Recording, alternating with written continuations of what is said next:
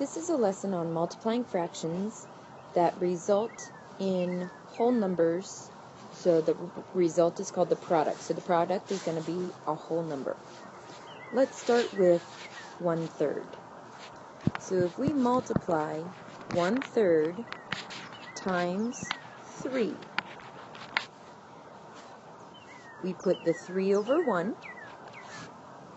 Then we have 1 times 3, which is 3, over 3 times 1, which is 3, and the result is 1.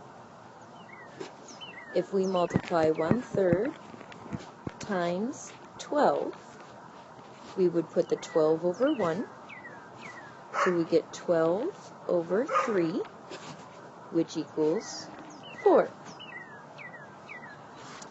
What if I changed it to 2/3? 2/3 times, let's do 15. The 15 goes over 1. Now we can do 2 times 15, which is 30, over 3 times 1, which is 3, and 30 over 3 is 10. Now let's go back to what I've already done and take a closer look at the multiplication. So if I come back here to 1/3 times 3 over 1, I'm going to look at the diagonals. 3 over 3 is what I see here if I extend this line. So I see 3 over 3 and 1 over 1. 3 over 3 is the 1 as the answer. If I look at the next problem right here, 1/3 times 12, if I look at the diagonal, I extend that line, look at the diagonal, we get 12 over 3, and that's what I got here. 12 over 3 is 4. Take a look at the last example that I have. 2/3 times 15. If I extend that line and I look at the diagonal this time, it's 15 over 3. So I didn't do this before, but this is a much faster way to multiply fractions by looking at the diagonal. 15 divided by 3, so this is called cross-canceling. 15 divided by 3 is 5. So we cross-cancel. 15 divided by 3 is 5. And now you can see that 2 times 5 equals the 10 that we got originally. Let's take a look at some more examples. Let's do 1/5 times 20. So if we take a look, I put the 20 over 1 and I look at the diagonals. 20 over 5, if I extend that line, means 20 divided by 5, and 20 divided by 5 is 4. If I do 1/5 times 30, I'm going to put the 30 over 1, extend that line, and look at the diagonals. 30 over 5 means 30 divided by 5, which equals 6. Now let's do 3/5 times 10.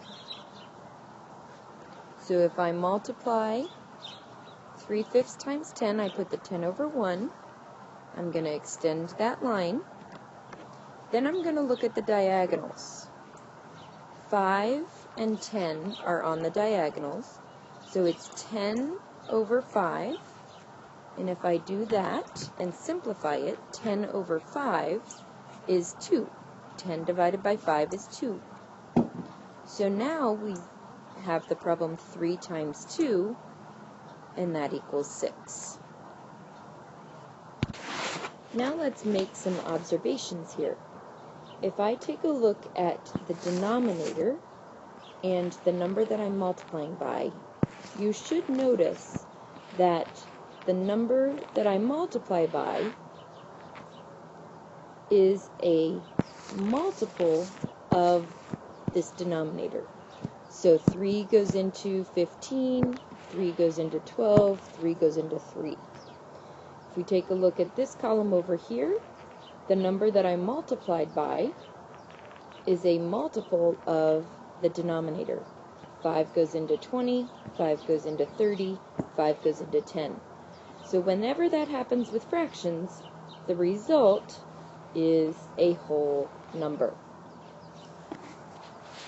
This will lead us into some solving of equations with fractions in it. I'm just going to show you one example of where that would happen. This is an example where we could choose to multiply by a number on both sides that would get rid of the fractions. We don't have to do it this way, but this is one option. So I take a look at the denominators, 4 and 8, and I come up with a number that both of those would go into. So 4 would go into 8, and 8 goes into 8. So one way to solve this problem is to multiply everything I see by 8 on both sides. So when I do that, I use the distributive property. 8 times x is 8x plus 8 times 3/4 equals 7/8 times 8. Now if we use what we talked about on the first page of this lesson, I notice that the denominator goes into the number I'm multiplying by. And when that happens, the result is a whole number. So I put the 8 here over 1, and I look at the diagonals. 8 divided by 4 is 2. So now I have this 8x here, that drops down, and I have figured out that 8 divided by 4 is 2, so now I have this 2 times the 3, which is 6, so I have plus 6, and then on this side, I want to put the 8 over 1, looking at the diagonals, 8 over 8 is 1, so I have 7 here times the 1, which is 7.